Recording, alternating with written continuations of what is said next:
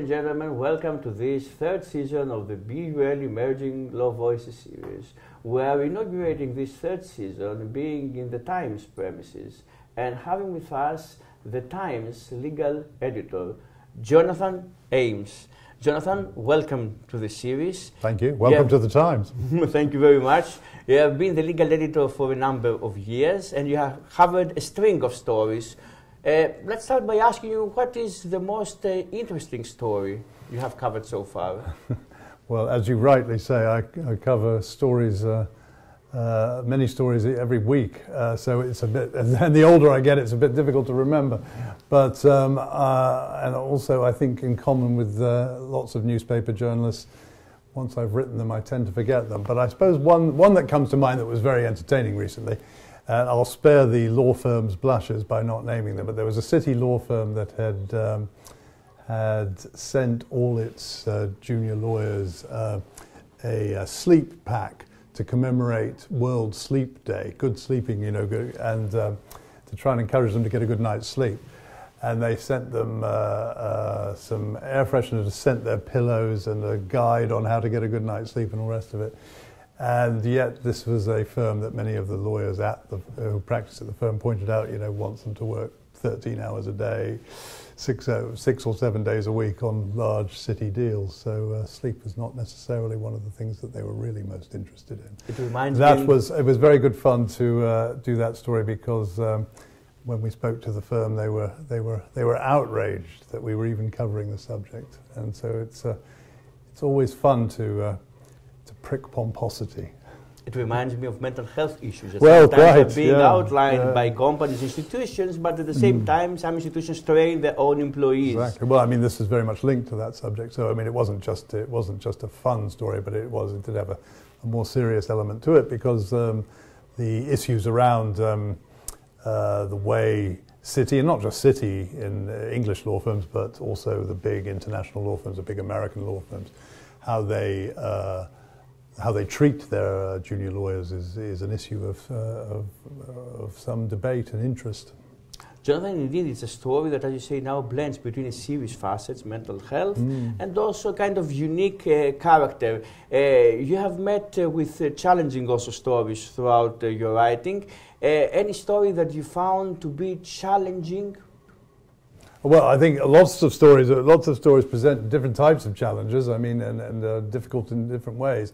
I mean, the best stories are those that people don't want you to write. There's always somebody who would rather the story weren't being written, and those are the ones we enjoy working on most, I suppose. We've had some very good stories in relation to the courts over the last year. We had a very good story, not so, I suppose, only in the last fortnight, about advice to an order issued by the senior judges to magistrates not to send convicted offenders who are currently on bail, not to send them to jail because the jails are too full.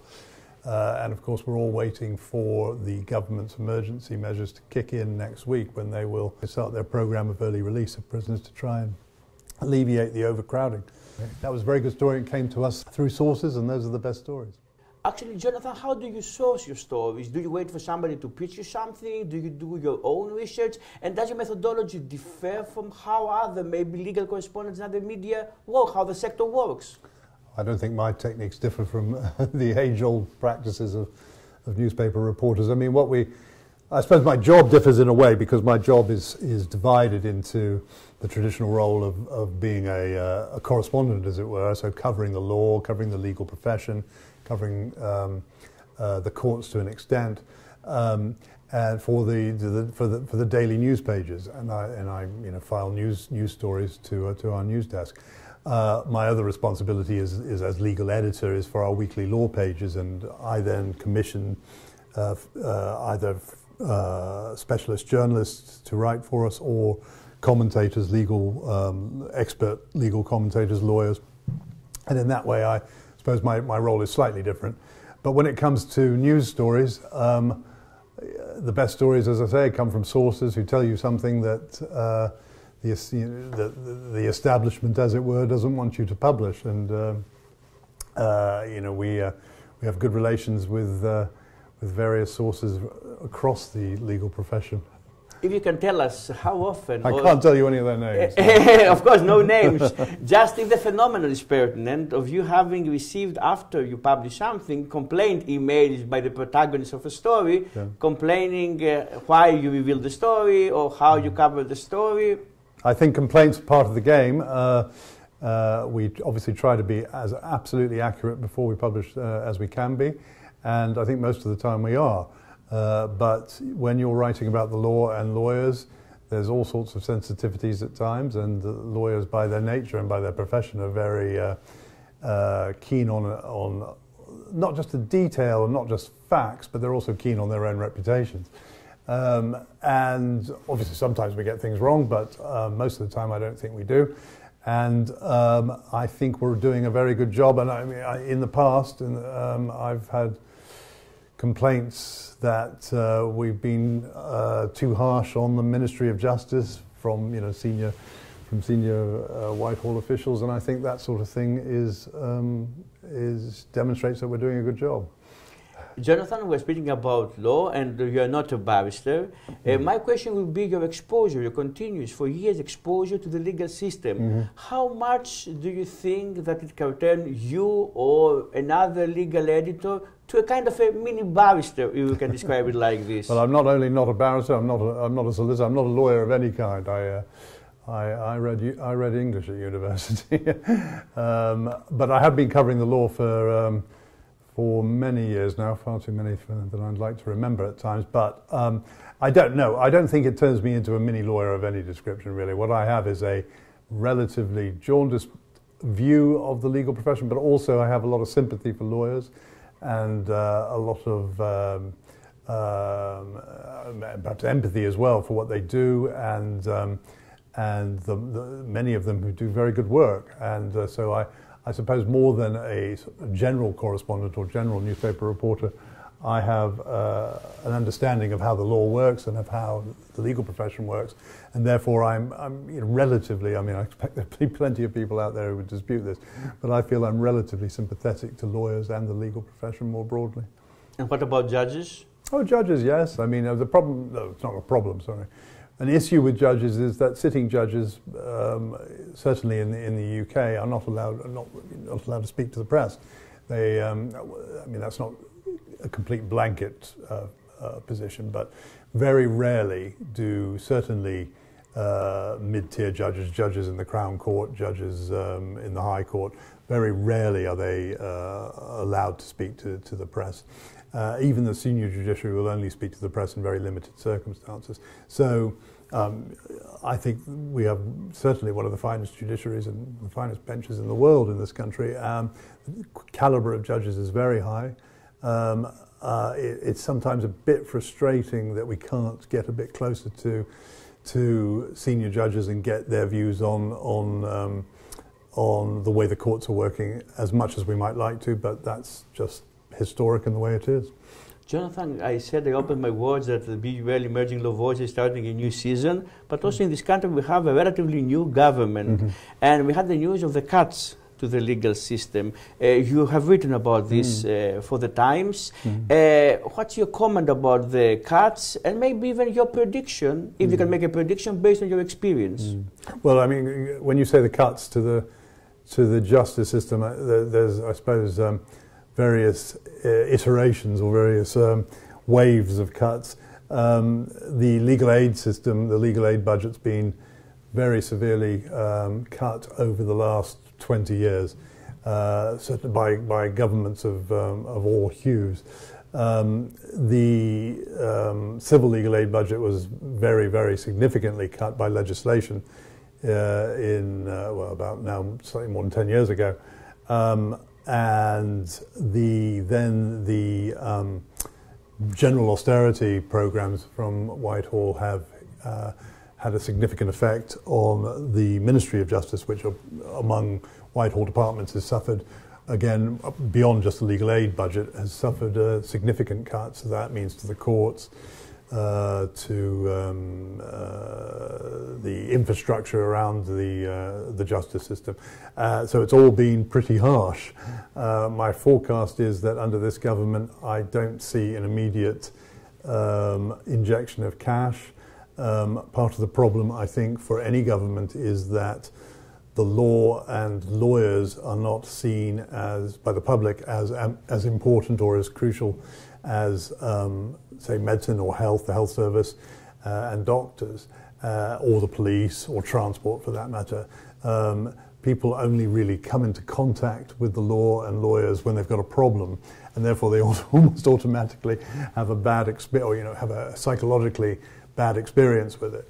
And therefore they don't, if they hear that the legal aid budget's been cut by, 15–20% or something, or whatever, they don't think of those poor lawyers. Indeed, barristers, criminal law defense barristers, nearly 2 years ago now went on a series of strikes because they, as they pointed out, they hadn't really, just as junior doctors and even train drivers, hadn't had much of a pay rise in real terms for some time, and it's very difficult, I think, for lawyers to drum up public sympathy, the same level of public sympathy as the nurses get, or doctors, or even train drivers. Nonetheless, the barristers did manage to squeeze 15% out of the government, out of Liz Truss's government. Jonathan, actually you intrigue me now to ask you a next question about the sympathy towards the barristers, on the non-sympathy, as you correctly maybe described. Do you think this should be ascribed to their role and their future? Is it maybe the barristers' fault that they don't enjoy so much sympathy? Maybe the systems, the proliferation of the law schools in this country? Do you think that you can actually resonate why barristers don't necessarily enjoy so much sympathy? I don't just think I wouldn't say it's a lack of sympathy is exclusively directed towards the bar. I think lawyers generally do not attract much public sympathy, and part of the problem, I suppose, is because of the stereotype, or the public perception is of rich fat cat lawyers. And indeed there are many rich fat cat lawyers, but there are also many lawyers who primarily work in state-funded areas of law, both civil and criminal, who are far from being fat cats. And the problem is that what they do is also, their areas of work also don't necessarily attract much public sympathy, because if you're a criminal defense lawyer, you're defending people charged with some pretty horrendous crimes. But the fact that but nonetheless, that role is still crucial to a democracy, having the state providing defence for people who are accused of criminal offences when they may well not be guilty, and they're entitled to as good a defence as possible. Yet, in the public perception, many people sort of take the view that if you're accused of a crime, there's a good chance you're guilty of it, and therefore why should we be paying your lawyers out of the public purse? But it's something that the government itself, the Ministry of Justice and ministers, the government, will have an appreciation of that, but they also have an eye on votes, and they know that going to the public and saying on the doorstep, we're going to give legal aid lawyers a 20% pay rise because they're doing or because they deserve it, doesn't necessarily work as well as saying those nurses deserve a pay rise. Jonathan, you spoke before about how important justice is for democracy, and we live in an era of populism. Which do you think are the challenges for English law? I certainly think that what we've just been discussing is a serious issue. The number of, specifically looking at criminal law and criminal defense, the number of lawyers practicing in that area over the last certainly 10 years, maybe even a bit longer, has significantly declined. And that's not just the criminal bar, so that's barristers who will defend those accused of crimes in the Crown Court, but also criminal defence solicitors who instruct those barristers, and something called duty solicitors, who are solicitors who, solicitors who will represent those who are accused and arrested and charged with crimes in police stations. So when someone is arrested and is going to be interviewed by the police, they're entitled to a lawyer on the legal aid, under the legal aid system, and the lawyer that normally turns up is a duty solicitor. And the numbers of duty solicitors, certainly in England and Wales, has dramatically decreased over the last 10, 15 years. And I think that's a real problem for justice in this country, because when you start cutting back or saving money on, I think it's a false economy to save money on defending people who are accused of crimes, because if it's first of all, it's just the principle of justice is important, and so these people are not getting justice, and likewise the victims of crimes are not getting justice as well, because people are wrongly accused and then convicted, and then you have miscarriages of justice, and the whole justice system starts to fall apart. So I think, excuse me, I think that the funding of criminal defence, and likewise the funding of the prosecution, has been cut back as well. So funding around crime is a real problem. When it comes to other fields of law, company law, sure, family law, or even public law? To be fair, well, public law is a good point. I mean, public law around family well, family law is an issue as well. There's a real problem with the backlog of cases, not just in the criminal courts, but also in the family courts, in the public law field, public law family cases. I suppose one area that's relatively healthy is commercial law, where the large city, predominantly city-based or Canary Wharf-based English law firms are pretty much second to none internationally, and punch at relatively equal weight with the Americans, although there's more Americans. And businesses, international businesses, still write into their contracts English dispute resolution clauses, English law dispute resolution clauses, because they want to come to England to resolve their disputes, because they feel the judiciary here is second to none, the legal system here is second to none, and also the quality of lawyers is second to none. So at a commercial, the high-end commercial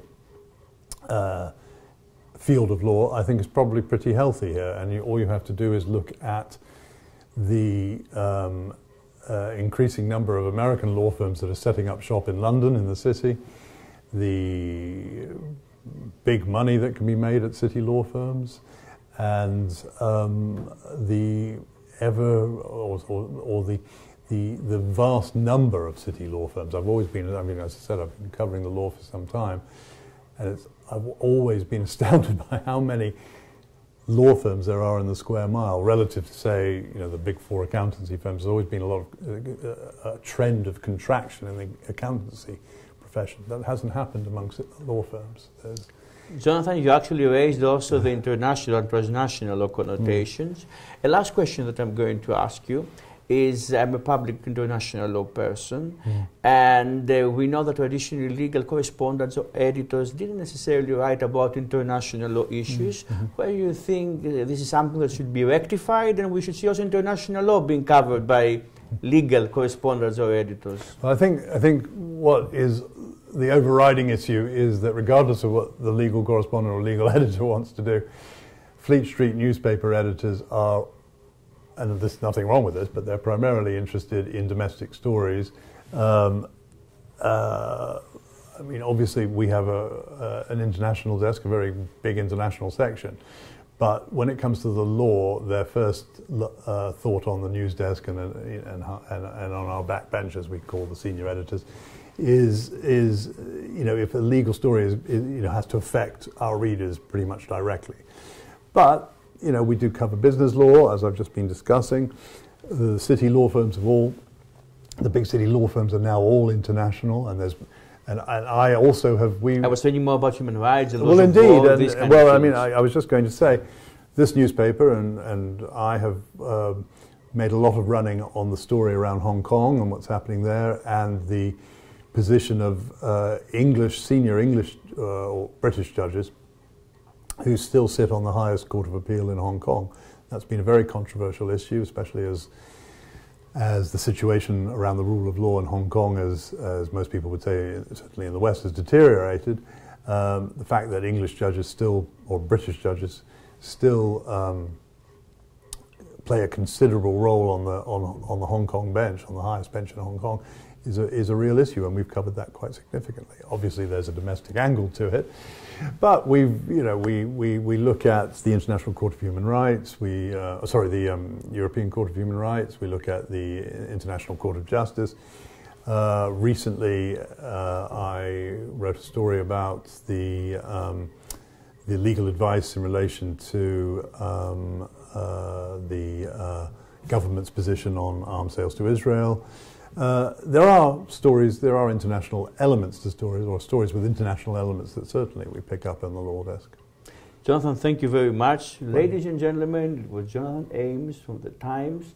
Thank you for watching, and we look forward to seeing you in the next episode of the Be Well Emerging Law Voices series.